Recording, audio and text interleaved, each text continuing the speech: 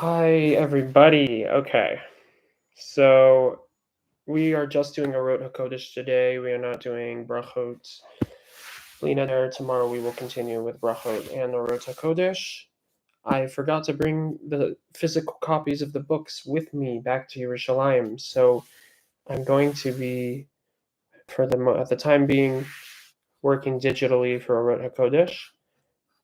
And, well, actually, I did bring a small pamphlet copy of Brachot to Yerushalayim, but I hope to get a bigger copy tomorrow. In any event, the digital version of Orot HaKodesh doesn't have the introduction that I was so excited to continue, but at the moment we're just going to have to settle with going straight into the actual book. So, as I already mentioned, I'm going to reiterate and restate that this Sefer is really one of the things we should know about Rav Kook is that he didn't write necessarily in a orderly fashion. Rav Kook had a methodology of writing his thoughts when they came up into his notebook in whatever order they came up. And they were like paragraphs of thoughts. And then what happens is his child, Rav Tzvi Yehuda Kook, took his father's writings and ordered them in a coherent way that created a logical buildup of his father's teachings in a way that his father approved of. The only exception to this rule, in two different ways, meaning there are two exceptions, each one is for a different rule, is Rav Kook's Orot HaTshuva. I might be wrong, maybe this isn't the only exception, but I believe this is the only one, where Rav Kook actually wrote this whole Sefer from beginning to end, and he ordered it all. It's called The Lights of Repentance in English, and it's a book about tshuva according to Rav Kook. It's a very, very deep sefer and has profound ideas about tshuva that I don't believe have been mentioned so explicitly before, ever. And then there is the other exception, which we are now looking at here. Not that it isn't a collection of Rav Kook's paragraphs and a reordering of them, but rather that it wasn't done by his son. This one, Orot HaKodesh, was done by one of his most exceptional students, Harav HaNazir, Harav David Cohen HaNazir. The reason his name includes the word HaNazir is because he was a Nazirite. He grew hair without cutting it. He refrained from wine. All the mitzvahs of the Nazirite that you can keep without a Beis Hamikdash, he kept for his whole life. And his son also kept it until he annulled his vows and stopped keeping it, Rav Sher Yeshuva Cohen. But yes, Rav Nazir was a Nazirite most of his life, till the end of his life. And the reordering of Orot HaKodesh is said to be a little different than the reordering that Rav Tzvi Yehuda Kook did for his father's writing. Rav Tzvi Yehuda Kook's style of ordering was more of the classic Jewish style of ordering, whereas Orot HaKodesh is ordered more in a philosophical style, according to what I understand from my general knowledge. So now we are jumping right into it.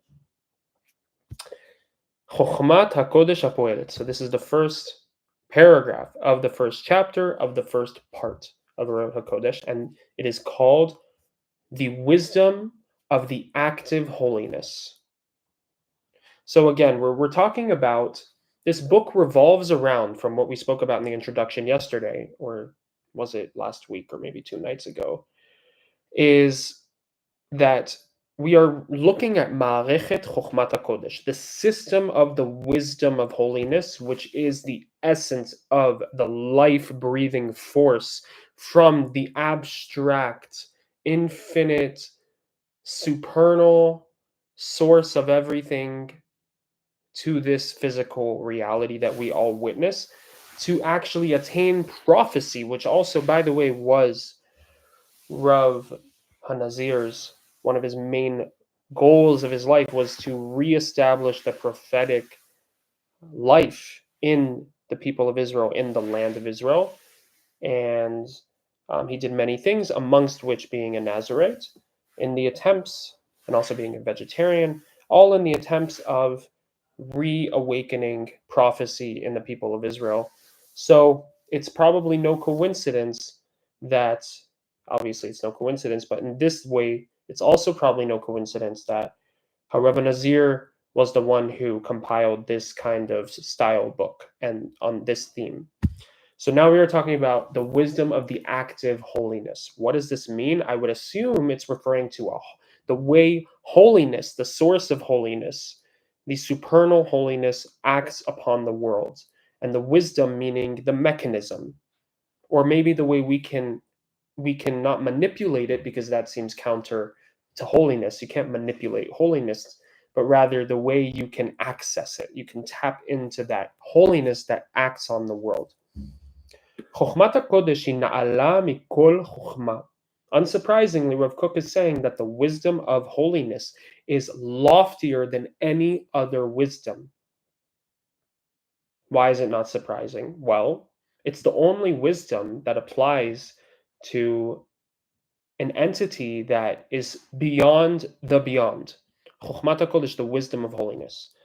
B'zeh shehi me'apechet, in the fact, in the way that it transforms et haratzon, the will, ve'atchuna nafshit shel lomdea, and the characteristics, the inner characteristics of the people who learn the wisdom of holiness. So, what makes the wisdom of holiness loftier than any other wisdom? In that it transforms the desire. There's nothing more intrinsic to a person than their ratzon, their desire, their will. So it actually transforms you from the inside out as you study the wisdom of holiness. It literally transmorphs who you are. And the spiritual quality of those who learn it. So your psyche. So if you want to go through a metamorphosis, which I don't think anyone wants to go through a metamorphosis. It's akin to a butterfly completely dissolving into chemicals and then becoming a new creature. It's not a pleasant or certain experience. So the only reason one might want to go into a metamorphosis is if they know that the other side of that is the greatest satisfaction, the greatest truth, which really is only the way of God, or in this context, in this language, the way of Chokhmat HaKodesh, the wisdom of holiness. So if you want to go through a metamorphosis in that direction, the only thing that will metamorphose you, metamorphose, I don't know what the word is the wisdom of holiness. So I would assume one of the reasons Reb Kook isn't just saying learning Torah is because he's broadening what we think of when we say learning Torah. It's not just reading texts. It's any way we tap into that wisdom of holiness, which can be reading the texts, but maybe it's not just reading the text. Maybe it's engaging with the texts. And that might be having a teacher. That might be doing hitbodedut, which is self-isolation, a meditative practice that Reb Nachman introduced and introduced to the masses through his teachings and the works of his student. And that is but a few examples of the way we can tap into this transformative wisdom of holiness that acts. So this is how we tap into the supernal, sublime holiness that acts on us. לקרבם, to bring them closer לאותה הרוממות שהיא בעצמה מתעצמת בה. So it brings them closer to that loftiness that the wisdom of holiness itself becomes more substantial from. In other words, I don't know exactly what this loftiness Rav Kook is referring to, but I would imagine it's godliness. So in other words, the wisdom of holiness is the mechanism or the channel that transforms the person who learns it and brings it towards the root of that holiness, which is that romemut, that loftiness, which is godliness.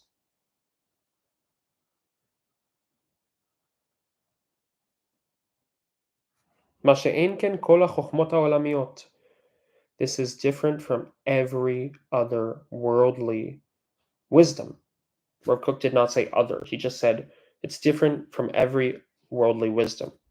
אף על פי שהן מציירות עניינים נשגבים, יפים ואציליים, even though they depict lofty or sublime, beautiful, and noble matters, like philosophy, for example, אין להן אותה התכונה המפעלית. They don't have that acting upon characteristic that he just mentioned, which is that it transforms the engager. להמשיך את המהות העצמית של ההוגה בהן אל ערכן, to draw the essential core of the one who learns or studies in them to their value, to their aim. ובאמת אין לה יחס כלל ליתר הכוחות והעצמיות של האדם. And really, this wisdom of holiness doesn't have a relationship at all with the other forces and capabilities essential to man. חוץ מכוחו המדעי לבד. Oh no, sorry. He's referring to other wisdoms. He's saying that other wisdoms have nothing to do with any essential characteristics of man except for the intellect. So, yes, you can strengthen your intellect through other wisdoms, but the wisdom of holiness, which you also engage with through your intellect amongst other capacities, it transforms you in the core. There's nothing else that transforms you from the inside out, except for holiness. And why? Why is that? What is so special about holiness that this wisdom is the only one that really can achieve results in the most essential way? Because all matters of holiness come from the source of the life of life, from Hashem. So, because it comes from the source of sources, the life of life, the only way you can tap to the life of your life is through that. Nothing else reaches that deep. From the foundation of life, bringing everything into being. Being everything. Being being a transitive verb. I think I'm using that word right. Transitive meaning it acts upon something else. Assuming that's what it means. ויש בכוח התוכן המקודש להוות המון ברואים לאין תכלית. And in the capacity of the sanctified material or content, it is in its capacity to create or to bring into being or to be as a transitive verb, acting upon verb, many creatures with no end. In other words, this is the only truly creative force there is. Everything else is formative but not creative. So if you want to be an inside-out changer, if you want to change yourself from the inside out, you have to engage in the source of sources, the life of life, in the wisdom of holiness. To plant heaven and found earth. So all the more so to embed a new form, a new and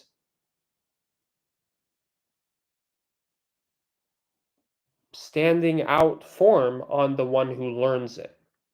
Meaning, of course, it can do that. If it can create ex nihilo or nihilo, however you pronounce it, of course, it can also transform a person. וכל המדעים של חול, אין בהם זה הכוח, and any secular study doesn't have this capacity, because they don't renew, they don't bring forth novelty. They don't initiate new things on their own. Rather, they depict and present before the intellectual envisioning what is already there. Meaning, when we study any secular studies, we are simply talking about what is. But when we study holiness, we talk about what is. What is the life of life, not reality. We're talking about the source of life, the all creative life, the creator himself.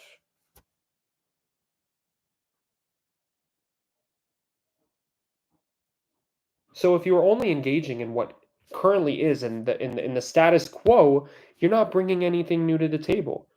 That's why reading the news is very bad for you. It's a recipe for decay and not renewal. ועל כן, אינם יכולים גם לעשות את ההוגה בהם לבריאה חדשה, and therefore they cannot make the one who studies them a new creature. לעקור אותו מעצמיות תכונותיו הרעות, to uproot him from the essence of his bad qualities, his undesirable qualities. The only way you can uproot yourself isn't through that. ולהעמידו במצב של מציאות חדשה, and plant him in a state of a new reality, טהורה וחיה באור החיים האמיתיים, pure and living in the light of true life, העומדים לעדי עד, that stands forever. The only way you can actually redeem yourself is through the wisdom of holiness that is planted and sourced outside of the reality as we know it. Everything else is within the system. You can't revolutionize a system from within it. You have to have something come from the outside, as we learn from the Talmud and Chavush Matir Atzmo Beit Asurim. Prisoner cannot take himself out of prison. Another way of saying it in the secular world is we say we can't lift ourselves up from our own bootstraps.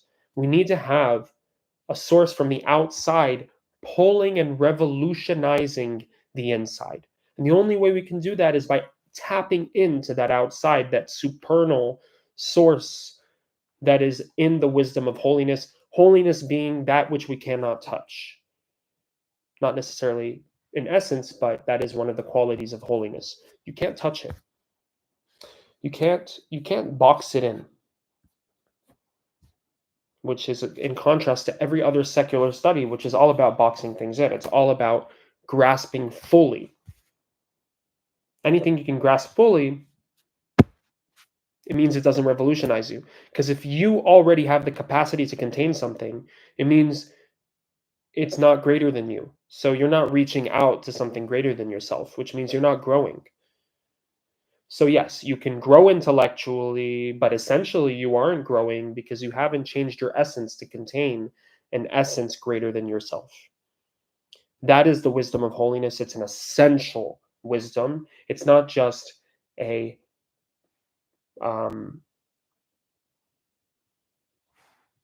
peripheral wisdom. It's not just a accidental wisdom. Okay, guys, this was wonderful. I just finished the first paragraph of the first chapter of the first part of the Lights of Holiness. That was a beautiful pleasure. And tomorrow, Bli Neder, we shall learn, assuming we do this tomorrow, the second paragraph.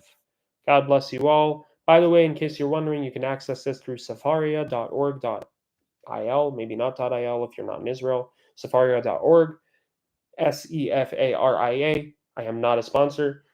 And look, for Rabbi Abraham Cohen Isaac Cook, or Rabbi Abraham Isaac Cohen Cook, and look for the Lights of Holiness or Orot HaKodesh. All right, guys, have a good night. I love you. Bye-bye.